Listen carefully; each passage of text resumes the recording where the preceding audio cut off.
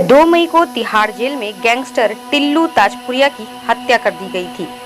Jail से ही तोड़ी गई सलाखों से मार मार कर टिल्लू ताजपुरिया की हत्या कर दी गई।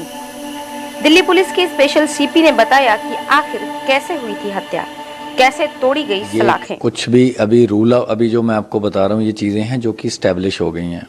अभी क्या बाहर से कॉल हुई नहीं हुई और कौन गैंग के मेंबर इसमें शामिल थे, किसको इस चीज़ का पता था, ये चीज़ें अभी इन्वेस्टिगेशन की स्टेज पे हैं। गैंग वॉर में ये था कि गोगी के मरने के बाद इनका मेन टारगेट टिल्लू था ही, और दोनों जो दीपक तीतर हैं और योगेश टुंडा है, इन पे भी पहले स्टैबिंग हो चुकी है जेल या जेल प्रोडक्शन के दौरान खर्जे में।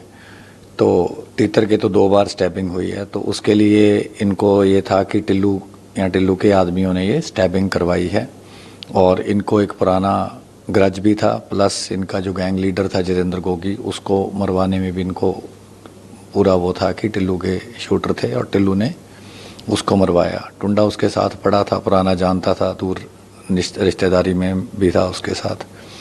तो जब ये 22 को मंडोली से आया तो तभी से इन्होंने प्लान कर लिया था, क्योंकि ये नीचे वाले सेल में था, ये ऊपर थे, और जो रेलिंग थी वो काफ़ी बहुत ज़्यादा स्ट्रांग नहीं थी।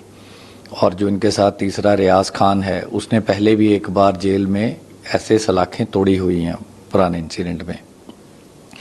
वो जिस कम्युनिटी को बिलोंग करता है वो डेंटिंग पेंटिंग का काम करते हैं, तो उसको लोहे के काम की काफ़ी महारत थी।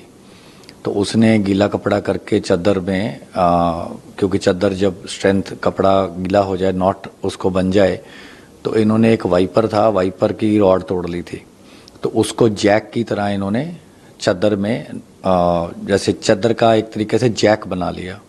तो गीली चादर थी, तो दोनों सलाखों से जब उन्होंने लपेटी तो उसको वाइपर को घुमाते रहे, तो वो जो रॉडें थी बेंड होके बिल्कुल टूटने के कगार पे आ गई। तो इन्होंने उसको पुश किया, तो इतनी जगह वहाँ से बन गई कि उससे ये नीचे रैपल डाउन कर पाए। तो इन्होंने देख लिया 6 बजे चक्कियाँ खुलती हैं, खुलने के बाद चक्की बाहर से ही खुलती है जेल वाले जब खोलते हैं, तो उसके बाद जो सेल है उसमें सारे इनमेट्स एक दूसरे से मिंगल कर सकते हैं। ऊपर का सेल अलग था, लेकिन वो इन्होंने रॉडें तोड़ दी और वहाँ से ये चादर से रैपल डाउन कर गए। और जैसा ऑलरेडी फुटेज में अब तो वाइडली ऑलरेडी देखा गया है, उसने टिल्लू ताजपुरिया ने रोहित के जो चक्की थी उसमें घुसने की कोशिश करी, वो उसके साथ थोड़ा सहानुभूति भी रखता था।